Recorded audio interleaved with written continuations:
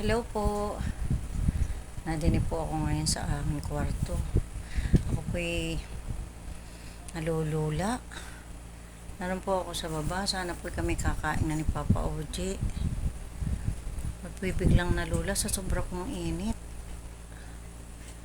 Ikapapatay lang naman po ng aircon dun eh. Pero po mga 1 oras. Ako po ay umakat din eh. Dini ko naman po pinabuksan kay Benedict sa kwarto namin. Dahil nga po sobrang init eh ako eh. Parang yung aking ripong kape parang tinutusok. Sobrang ripunggit ng ulo ko eh. Parang sobrang sakit. Kaya sabi ko kay Papa Uji, mamaya-maya na po kakain. Ay, pawisan po ako. Kaya sabi ko, anong pagkakahigpit ng init ngayon talaga. Ng pagkakainit. Iniwan ko nga po. Hindi pa naman po ako nagsisimulang kumain.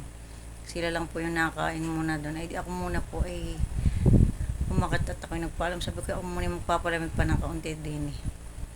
Ikapapatay-patay lang po doon ng aircon eh.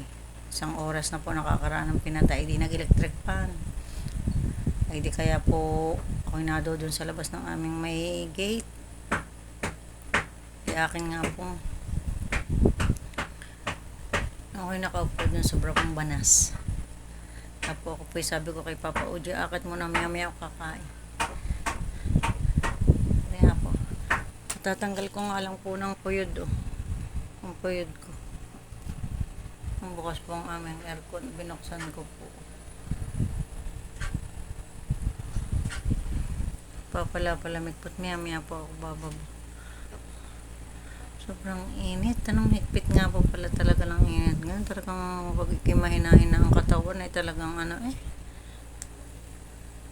Kaya niyo ako'y nakaupo doon. Nanonood ako ng TV. Bigla na lang ako'y nalula. Hindi mo na nga po kumain. Kakain na kami. Late na nga po ang pagkain eh. Dahil nga po sobrang init. Tapos ay ayan nga, basang-basa ang buhok ko. Pero kanina pa po ako naligo. Kahit po may electric fan sa labas. Diyos ko po. Ay nakakahingal eh. Sobrang hingal sa banas. Kaya naman na. Hindi alamin kung saan susunod pagka ganun pong mabanas. Itong aking mga bata ay nakakatiis eh. Ang electric fan lang. Siguro eh kaya po ang init eh. Ako po hindi ko po kaya. Sobrang banas. Sabi ko magpapahinga muna po din eh. Ay Diyos ko po. Kaya naman ang buhay ari.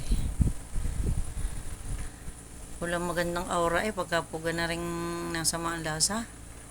Walang magandang aura. Diyos ko. Babay muna po. Babay po. Ingat po tayo. God bless.